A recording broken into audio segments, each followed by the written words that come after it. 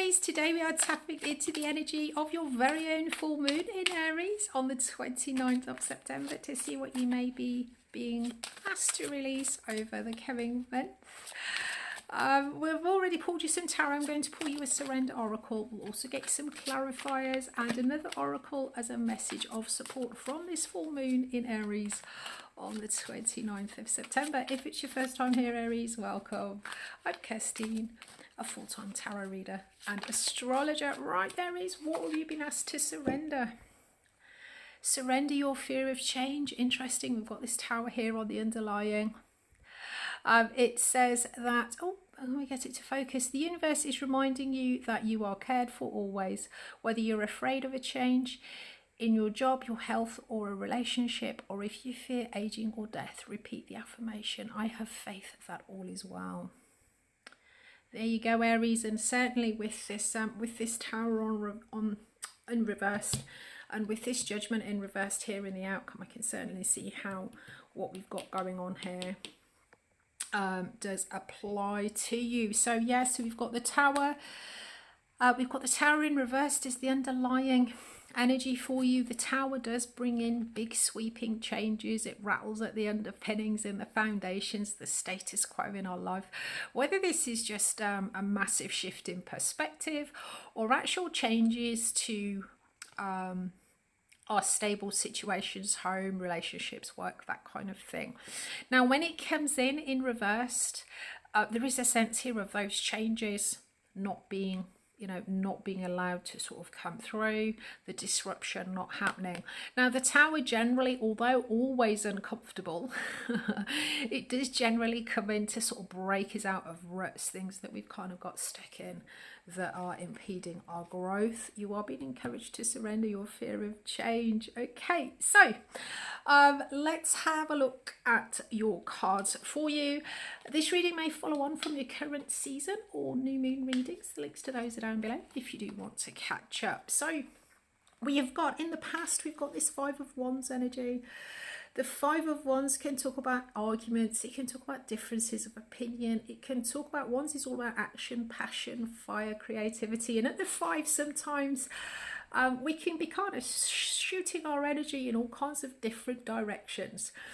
It looks like now with this Temperance energy in the present, there is an understanding here of need to find a more moderate approach. Whether this talks about the timing or a temperate action, more moderate action. Often also the Temperance energy does come in after we've been through the death and rebirth energy that we see in the Death card, where we sort of clear out things that are no longer serving us with these big changes, and then we rebalance our energy. Now, looking at your energy with regards to this, Aries, and the energy that we've got around you, obviously take them whichever way round they resonate. With the Three of Wands, there is a sense here of expectations not being met. You've set out on a new path, you've put your energy into new things, you've tried to expand in some way. The expectations that you had haven't been met. And around you, with this Chariot reverse, there is a sense here of not being able to get on the same page to get movement forward. The Chariot, when it comes in upright, it does talk about swift movement forward, because we've managed to align contradictions, whether this is within ourself, our heart and our mind, our emotions and our actions, or whether this is what we're trying to do with other people. With the Chariot, we get alignment. We don't necessarily get full agreement, but there's enough of a resolution to be able to get moving forward. Same focus, same speed, same goal. When it comes in reverse, there's a sense of not being able to do that.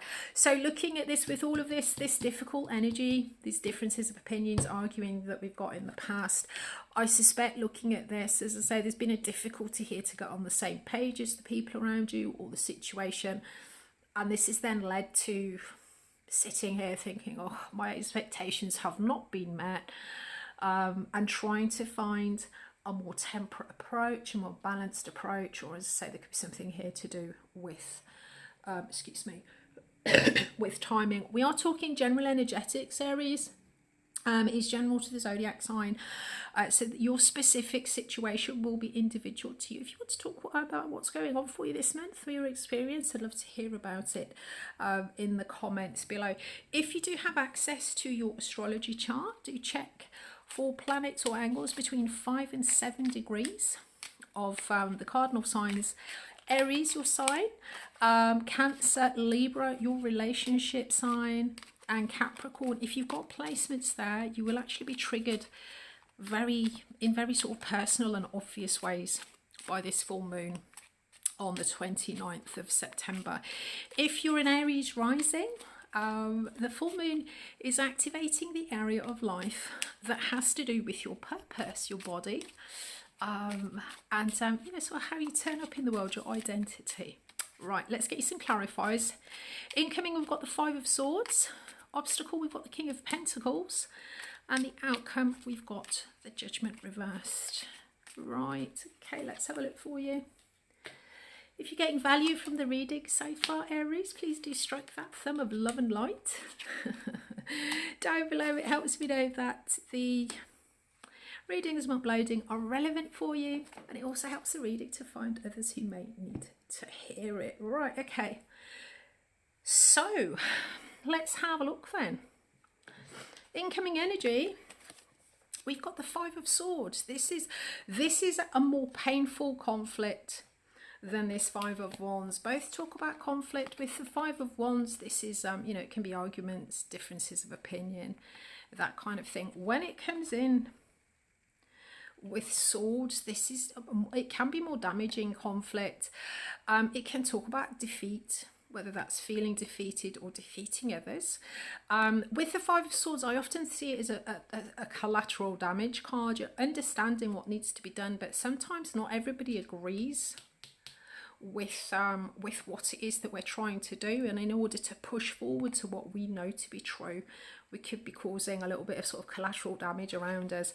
Now, so we've got the 5 of Swords. There's a sense of defeat here, difficulties, that kind of thing. It's coming in with the 6 of Cups reversed. The 6 of Cups reversed talks about the breakdown of a relationship, either a long-standing or a deeply felt relationship, either to protect or to teach. Now, as I say, sometimes this can be all about doing what you need to do to get the job done, understanding what's necessary to do, even if it is you know, sort of painful or difficult, or it can mean, you know, quite defeating people in quite difficult ways. Obstacle for you, we've got the King of Pentacles and we've got the Hermit reversed. Interesting. Okay. King of Pentacles is a court card. It could be turning up as a person. So for some of you, this could actually be a specific person here. The King of Pentacles can be a business partner or somebody who is has access to a lot of resources, responsible for resources, saying how what is spent and what goes with who. Could also point to an earth sign for many of you, so Taurus. We've got Capricorn, or we've got Virgo, or this just excuse me, does talk more generally about our sense of success. You know, it's been successful, enjoying life. The King of Pentacles got everything he needs, and feels very sort of abundant and successful. He's sitting on his throne, a little bit kind of smug. Now it is coming in with the Hermit, which is interesting. It's coming in the Hermit reverse. The Hermit can talk about a prolonged period of time where we retreat to have a look, consult with our star energy, see what our path forward is. We sort of retreat from a situation, whether mentally, emotionally, physically, spiritually, to do some sort of real kind of internal soul searching. When it comes in reverse, that time, or that period of time, or that action that we've been doing, this consideration, can actually lead to, sometimes it can sort of end up being like a little bit of a paranoia or a fear about other people. And so returning into the world, returning to the situation, or having done a lot of oh my goodness me, contemplation. You know, it can sometimes sort of make returning or our consideration of others a little bit difficult. So obviously take that however it resonates. And then in the outcome, we've got the Judgment reversed, and interesting. Queen of Pentacles, Four of Swords reversed, Eight of Wands reversed. Okay, that's interesting. Okay, right. Aries, I think looking at this, the outcome here, we've got the Judgment reversed. The Judgment talks about knowing what needs to be done and answering the call. When it comes in reverse, there is a fear. There's knowing what needs to be done, absolutely, that's still there. But there's either not knowing how to answer the call, not knowing how to do what needs to be done, possibly with this Five of Swords energy, if you've got to do something really very difficult, with, you know, with something that you've been connected to either very deeply or for a long time. It can talk about either not knowing how to answer the call, or it can talk about the fear of the consequences of answering the call. So we sort of sit in this energy, not making a decision. And the clarifiers for this outcome, we've got the Queen of Pentacles reversed, we've got the Four of Swords reversed, and we've got the Eight of Wands reversed, all reversed. So the Queen of Pentacles could be a partner of this King of Pentacles energy here.